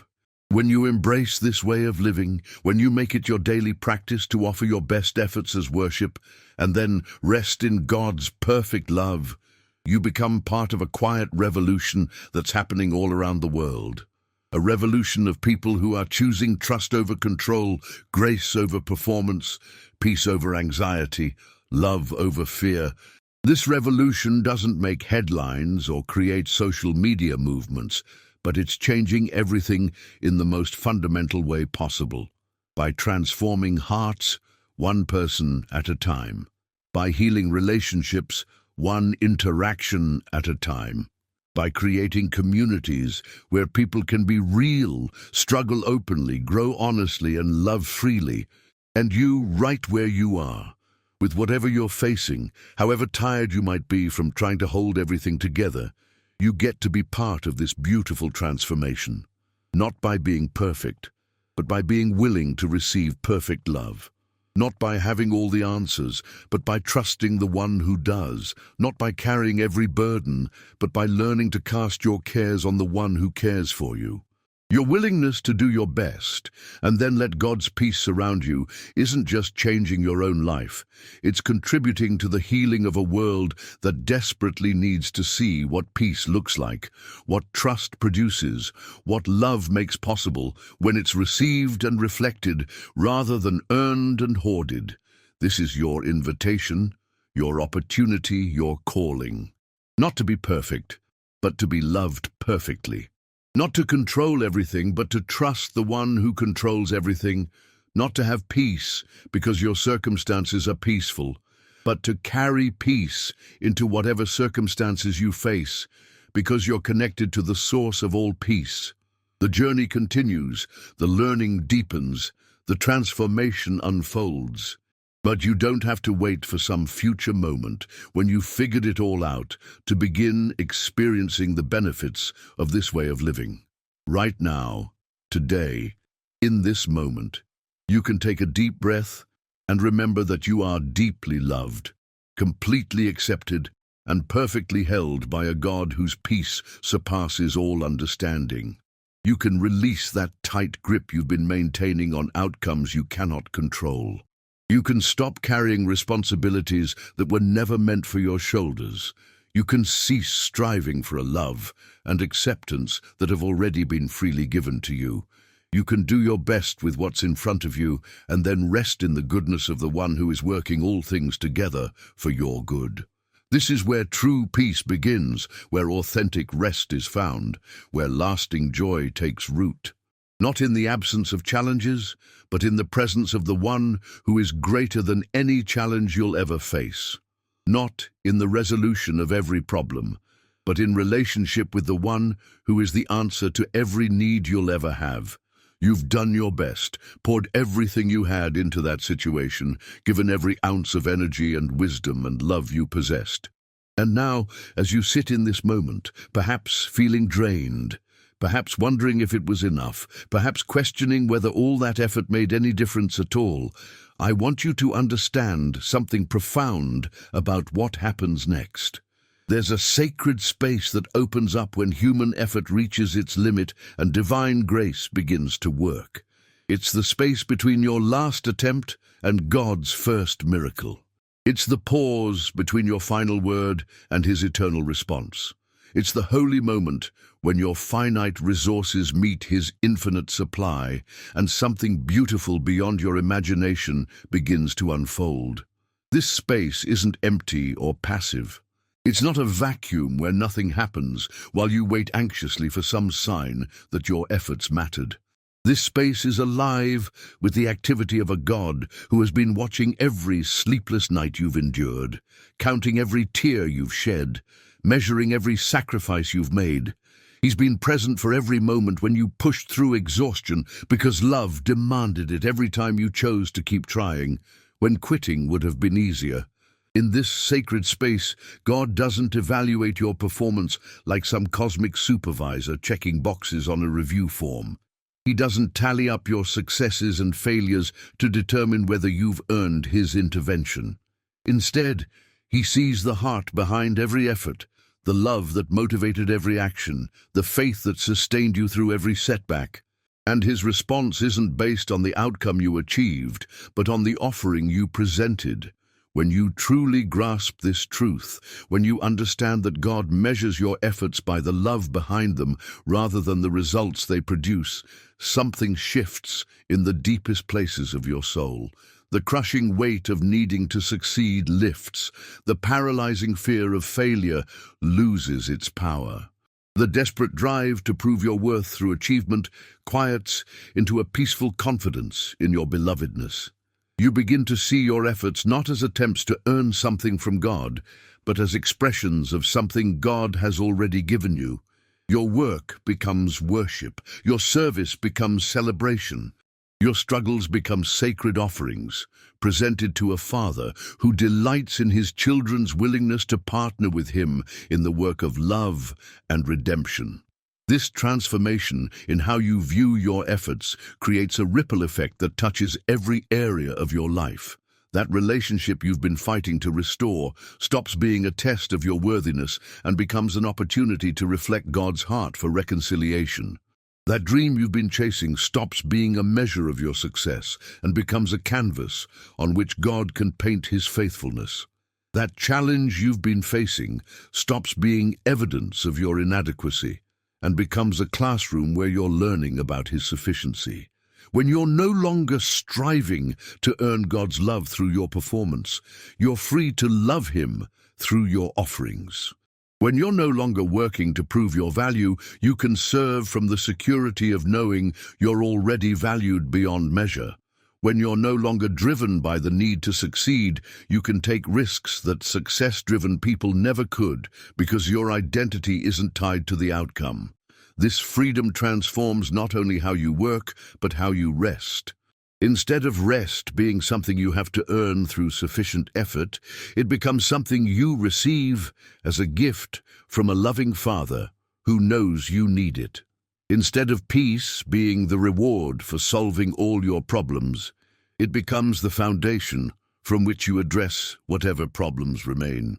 Instead of joy being dependent on everything working out the way you planned, it becomes rooted in the assurance that someone wiser than you is working everything out according to a plan that's better than anything you could have imagined. Living from this place of received peace rather than earned peace changes everything about how you navigate difficulty. When challenges arise, instead of immediately calculating whether you have enough strength, wisdom, or resources to handle them, you remember that you're partnered with someone whose strength never fails, whose wisdom never errs, whose resources never run dry. You can face mountains knowing that the one who speaks to mountains and they move is standing beside you. This partnership doesn't make you passive or eliminate the need for your participation. God doesn't want you to sit back and wait for him to do everything while you do nothing. What he offers is something far better than either anxious striving or lazy passivity. He offers collaborative rest, active peace, working partnership where your human effort is empowered by divine strength, your finite wisdom is guided by infinite understanding, your limited love is amplified by limitless grace. In this partnership, you discover that you can work harder than ever before without being driven, care deeper than ever before without being consumed, hope bigger than ever before without being devastated when hope is delayed. Because your work flows from rest, your care flows from security, your hope flows from certainty about God's character rather than certainty about specific outcomes. This is what it means to find your rest in God rather than in results, your peace in his presence rather than in perfect circumstances, your joy in his promises rather than in immediate answers to your prayers. It's a way of living that's sustainable because it doesn't depend on variables you cannot control. It's a source of strength that doesn't deplete because it flows from an inexhaustible supply. It's a foundation for hope that doesn't crumble because it's built on the unchanging character of an unchanging God. When you build your life on this foundation, when you learn to draw your peace from this source, when you discover how to access this strength, you become someone who can weather any storm, not because you're immune to difficulty, but because you're anchored to something that no difficulty can shake. You develop what might be called supernatural resilience, the ability to bend without breaking, to be pressed but not crushed, to be perplexed but not in despair. This resilience isn't something you manufacture through positive thinking or achieve through spiritual disciplines, though both of those can be helpful. This resilience is something you receive as a natural byproduct of being in relationship with a God who promises to never leave you or forsake you, who works all things together for your good, who causes his face to shine upon you and gives you peace. And here's what makes this so beautiful. This supernatural resilience doesn't just help you survive difficult seasons, it helps you thrive in them. You discover that some of your greatest growth happens not when life is easy, but when life is hard, and you learn to lean into God's strength rather than relying on your own. You find that some of your deepest joy comes not from the absence of problems, but from the presence of God in the middle of your problems. You realize that some of your most meaningful relationships are forged not in times of celebration, but in times of struggle, when you and others learn what it means to support each other with the same grace you've received from God. You understand that some of your greatest contributions to the world come not from your successes, but from how you handle your setbacks with dignity, grace, and continued faith in God's goodness. This perspective shift changes how you interpret every experience in your life. Delays stop being rejections and start being divine timing. Closed doors stop being failures and start being redirections. Unanswered prayers stop being evidence of God's indifference and start being invitations to trust His wisdom. Difficulties stop being punishments and start being opportunities for growth, intimacy with God, and deeper compassion for others who are struggling. When you begin to see your life through this lens, when you start interpreting your experiences through the filter of God's love, rather than the lens of your expectations, something remarkable happens to your capacity for gratitude. You find yourself thankful not only for the good things that happen, but for the way God works through the difficult things. You develop appreciation not only for answered prayers, but for the growth that comes through waiting. You discover joy not only in success, but in the process of learning to trust when success is delayed.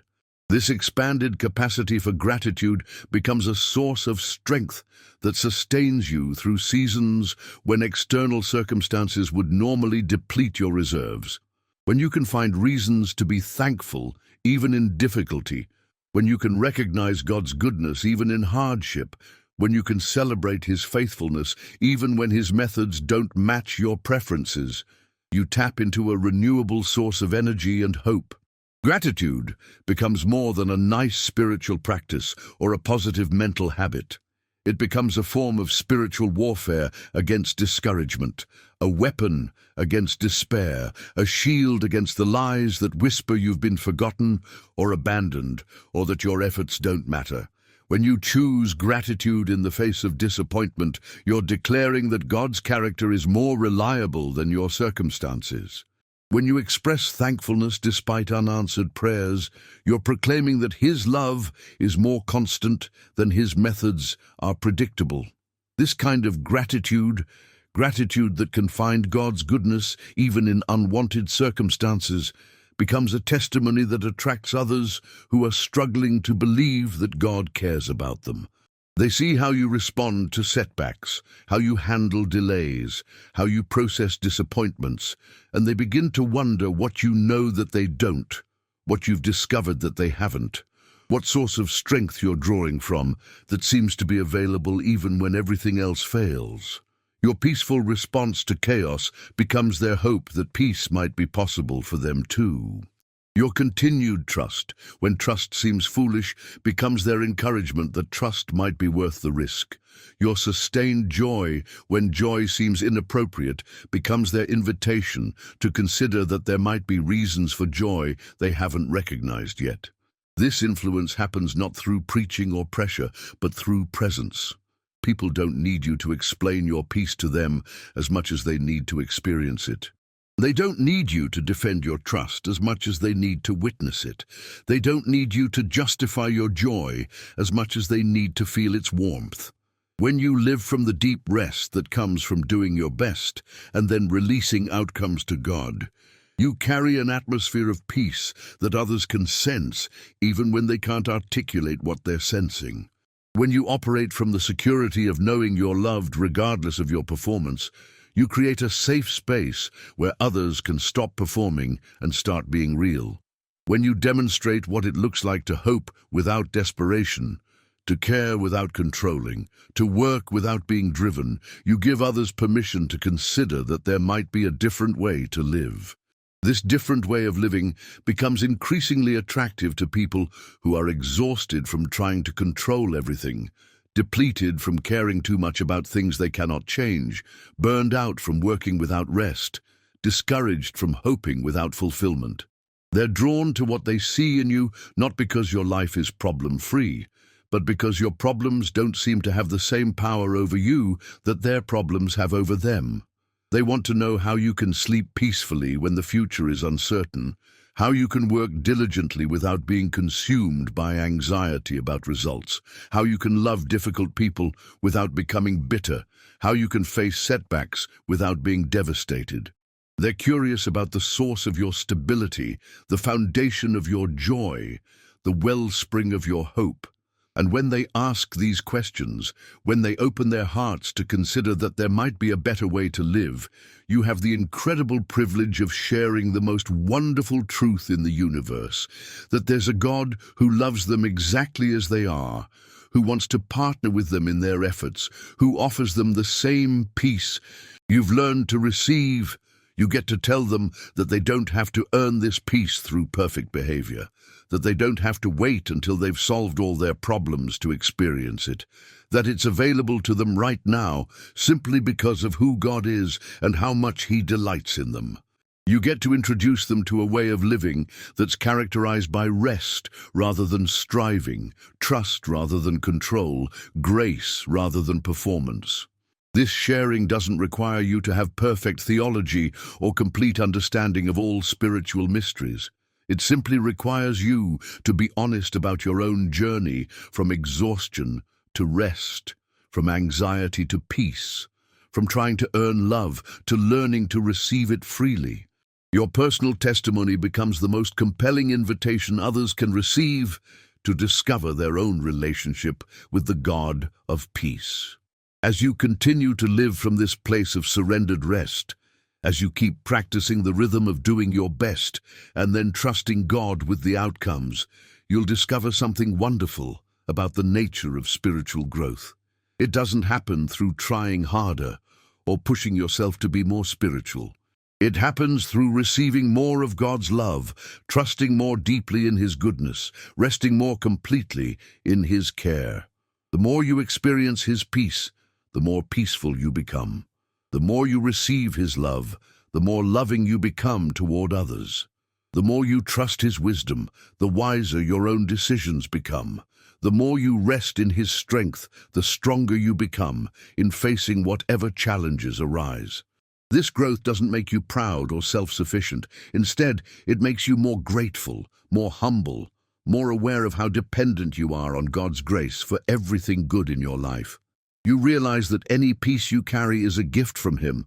Any love you show is an overflow of His love for you. Any strength you demonstrate is His strength working through your weakness.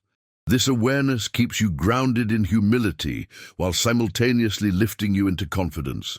You're humble because you know that apart from Him, you can do nothing, of know that with Him all things are possible. Your gentle, lasting value.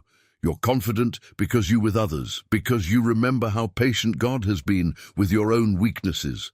You're bold in facing challenges because you know you're not facing them alone. This combination of humility and confidence, gentleness and boldness, creates a unique kind of presence that draws people and honors God simultaneously. You become someone who can speak truth in love, who can offer correction without condemnation, who can provide encouragement without empty flattery, who can challenge others to grow without making them feel inadequate. Most importantly, You become someone who reflects God's heart to everyone you encounter. When people meet you, they don't just encounter another person trying to make it through life. They encounter someone who has discovered what it means to live in partnership with the divine. Someone who demonstrates what peace looks like in human form. Someone who embodies what it means to be fully human while fully trusting in God's goodness. This reflection of God's character through your transformed life becomes your greatest contribution to the world around you. Your peace becomes a preview of the peace God offers to everyone. Your rest becomes an advertisement for the rest that's available to all who are weary and burdened. Your joy becomes a foretaste of the joy that awaits all who learn to find their satisfaction in God rather than in circumstances. And here's the beautiful thing about this transformation. It's not fragile or temporary. It's not dependent on your ability to maintain perfect faith or achieve flawless surrender. It's rooted in the unchanging character of a God whose love for you never wavers, whose commitment to your good never fails, whose presence in your life never diminishes. Even when you have moments of doubt, seasons of struggle, or times when you temporarily forget what you know to be true about God's goodness, His love for you remains constant.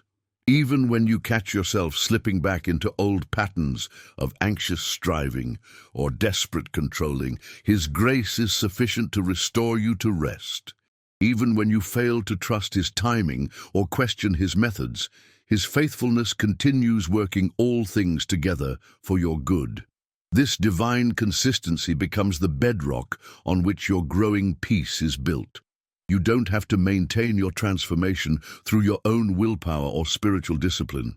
You simply have to keep returning to the truth of who God is and who you are in relationship to Him. You keep remembering that you're loved unconditionally, accepted completely, and held securely by hands that will never let you go. From this foundation of unshakable love, you can face whatever comes with a peace that passes understanding, a joy that circumstances cannot steal, and a hope that disappointment cannot destroy. You can do your best in every situation, knowing that your best is enough not because it's perfect, but because it's offered to a perfect God who delights in imperfect offerings presented with sincere hearts. This is the peace that surrounds you when you've done your best. Not the peace that comes from achieving perfect results, but the peace that flows from perfect love. Not the peace that depends on everything working out exactly as you planned, but the peace that rests in knowing that everything is working out exactly as God planned. Not the peace that requires understanding every detail of how your story will unfold, but the peace that trusts the author of your story to write an ending more beautiful than anything you could have imagined. This peace is your inheritance as God's beloved child. It's your birthright as someone who has been adopted into His family. It's your portion as one who has been chosen, called, and deeply loved from before the foundation of the world. You don't have to earn it, maintain it through perfect performance, or fear losing it through imperfect faith. You simply have to receive it, rest in it, and let it transform you from the inside out as you continue the beautiful journey of learning what it means to live in partnership with a God whose love never fails, whose grace never runs out, and whose peace is always available to surround you no matter what you're facing or how hard you've been trying to make everything work out right. Right now, wherever you are, whatever circumstances you're walking through, I want you to close your eyes for just a moment and feel the weight of everything you've been carrying. Feel how heavy it's become, this burden of thinking you have to hold the universe together with your own two hands. Feel the exhaustion in your bones from staying awake at night, mentally rehearsing conversations that haven't happened yet, replaying scenarios over and over, searching for the perfect solution that will finally make everything okay. You've been living like Atlas, convinced that if you stop holding up your little corner of the world, everything will come crashing down. But what if I told you that the world was never meant to rest on your shoulders? What if the very thing you've been afraid would happen if you let go is actually the beginning of something more beautiful than you've ever imagined? There's this moment that comes in every person's life when they realize they've been trying to play a role that was never meant for them. It's the moment when the marathon runner finally understands they've been carrying a backpack full of stones that someone else placed there years ago. It's when the swimmer realizes they've been fighting against a current instead of learning to flow with it. It's when the gardener discovers they've been trying to force flowers to bloom in winter instead of trusting the natural rhythm of seasons. This moment of recognition isn't failure. It's awakening. It's not giving up, it's growing up. It's the sacred pause between human effort and divine intervention, between your last attempt to fix everything and God's first whisper that says, "I've got this." But here's what makes this transition so difficult for so many of us. We've been taught from childhood that love must be earned, that peace must be achieved, that rest must be deserved. We've absorbed this lie that God is some cosmic accountant, tallying up our good deeds and subtracting our failures, determining whether we've done enough to qualify for his help. We approach him like he's a vending machine where we insert enough prayers, enough service, enough sacrifice, and expect specific outcomes to drop down into our lives. This transactional view of relationship with God keeps us trapped in a cycle of spiritual performance that's as exhausting as it is ineffective. We pray harder when we want something more desperately. We serve more when we feel guilty about receiving less. We try to be better when we're afraid God might love us less. And all the while, we're missing the most beautiful truth at the heart of the gospel. God's love for you has absolutely nothing to do with your performance and everything to do with his character. When this truth finally penetrates the defensive walls we've built around our hearts, when it moves from our heads to the deepest places of our souls, it doesn't just change how we think about God. It revolutionizes how we think about ourselves, our relationships, our work, our dreams, our failures, our future, and our worth. You stop waking up every morning with that familiar knot in your stomach, wondering if today will be the day you finally do enough to feel worthy of love. You stop checking your phone obsessively, looking for validation that your efforts have been noticed and appreciated. You stop lying awake at night, mentally calculating whether you've done enough good things to balance out the mistakes you've made. Instead, you begin each day with a quiet confidence that has nothing to do with your ability to perform and everything to do with your identity as someone who is cherished beyond measure. You approach your responsibilities with a lightness that comes from knowing the ultimate outcome doesn't depend on your perfection. You face challenges with a courage that flows from the certainty that you're not facing them alone. This shift from performance-based living to identity-based living changes everything about how you navigate relationships. When you're no longer desperate for other people's approval to feel okay about yourself, you're free to love them without conditions, to serve them without keeping score, to support them without needing anything in return. You can have difficult conversations because your security doesn't depend on everyone liking you. You can set healthy boundaries because your worth isn't tied to other people's happiness. You can forgive those who have hurt you because your healing doesn't depend on their acknowledgement of wrongdoing. You can invest in people who may never appreciate your efforts because your joy comes from giving, not receiving. You can be vulnerable and authentic because your acceptance isn't dependent on maintaining a perfect image. This transformation in how you relate to others flows naturally from a transformation in how you understand God relates to you. When you truly believe that his love for you is unconditional, unchanging, and unlimited, it becomes possible to extend that same kind of love to the people in your life. When you experience his patience with your weaknesses, you develop patience with others' imperfections. When you receive his forgiveness for your failures, you find the grace to forgive those who have failed you. But perhaps most importantly, when you rest in his acceptance of you exactly as you are, you create space for others to be exactly who they are, without feeling pressure to change or improve to earn your love. This kind of grace-filled presence becomes a sanctuary for weary souls, a safe harbor for those who are exhausted from trying to be good enough for everyone else. Your home becomes a place where people can let down their guard and be real. Your friendship becomes a refuge where others can share their struggles without fear of judgment. Your presence becomes a gift that communicates worth and value to everyone who encounters you, not because of what they do, but simply because of who they are. This ripple effect of grace extending from your life into the lives of others is how God multiplies the impact of your surrender. When you stop trying to earn love and start learning to receive it, you become capable of giving it freely. When you discover that your peace doesn't depend on controlling outcomes, you create an atmosphere where others can stop trying to control everything too. When you model what it looks like to trust God with uncertainties, you give others permission to consider that trust might be a viable option for them as well. The beautiful thing about this influence is that it happens naturally, organically, without any effort or strategy on your part. You don't have to try to be a good example or work at being inspirational. When you're genuinely living from a place of received love and surrendered trust, it shows. People can sense something different about you, something they can't quite name, but desperately want to experience themselves.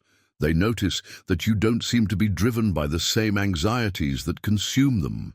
They observe that you can face setbacks without being devastated, handle criticism without being defensive, experience disappointment without losing hope. They see that you work hard without being frantic, care deeply without being consumed, hope boldly without being crushed when hope is delayed. This different way of being in the world becomes increasingly attractive to people who are tired of living in constant stress, exhausted from trying to control everything, burned out from caring too much about things they cannot change. They want to know your secret, the source of your stability, the foundation of your peace. And when they ask, you have the most wonderful answer to give them. You can tell them that your peace doesn't come from having figured everything out or from having perfect circumstances. It comes from knowing someone who has figured everything out and who is orchestrating all circumstances for good. Your rest doesn't come from the absence of problems, but from the presence of the problem solver in your life. Your joy doesn't depend on everything going according to your plan, but on trusting that someone wiser than you has a plan that's better than anything you could have devised. This testimony, lived more than spoken, becomes one of the most powerful forms of evangelism possible. You're not just telling people about God's love, you're showing them what that love looks like when it's received and trusted. You're not just describing God's peace, you're demonstrating what that peace produces in a human life. You're not just talking about surrender, you're modeling what surrender makes possible. And in a world that's increasingly anxious, increasingly driven, increasingly exhausted from trying to make everything work through human effort alone, this kind of peaceful presence becomes a beacon of hope. People are drawn to what you have, even if they can't articulate what it is or where to find it for themselves. Your life becomes a living invitation for others to discover that there's a different way to exist, a better way to work, a more sustainable way to love, a more joyful way to hope. Your peace becomes a bridge others can cross to find their own relationship with the God of peace. Your rest becomes a sanctuary where others can come to discover their own rest. But here's what makes this so remarkable. You don't have to wait until you've perfectly mastered the art of surrender before your life becomes meaningful to others. You don't need to achieve flawless trust before your journey becomes encouraging to those around you. The very process of learning to let God's peace surround you, with all its ups and downs, breakthroughs and setbacks, victories and struggles, becomes a testimony to God's faithfulness and patience. People don't need to see you living in constant, effortless peace to be inspired by your story. What they need to see is someone who is learning to find peace in the middle of real life, someone who is discovering how to trust God with actual struggles, someone who is experiencing genuine transformation through authentic relationship with a loving Father.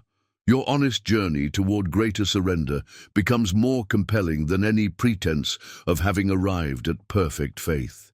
Your authentic process of learning to release control becomes more encouraging than any performance of flawless trust. Your real experience of God's grace in your weakness becomes more inspiring than any testimony of strength that never falters. This authenticity, this willingness to let others see your growth rather than just your achievements, creates connections that performance-based living never could.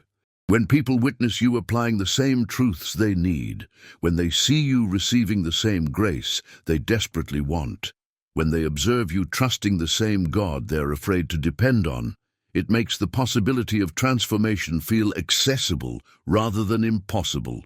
So here's what I want you to remember as we close. Right now, in this very moment, you have everything you need to take the most important step of your life.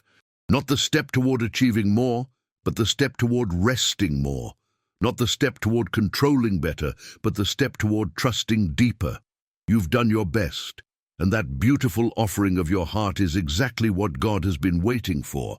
Now let His peace surround you, hold you, and transform everything about how you see your story from this moment forward.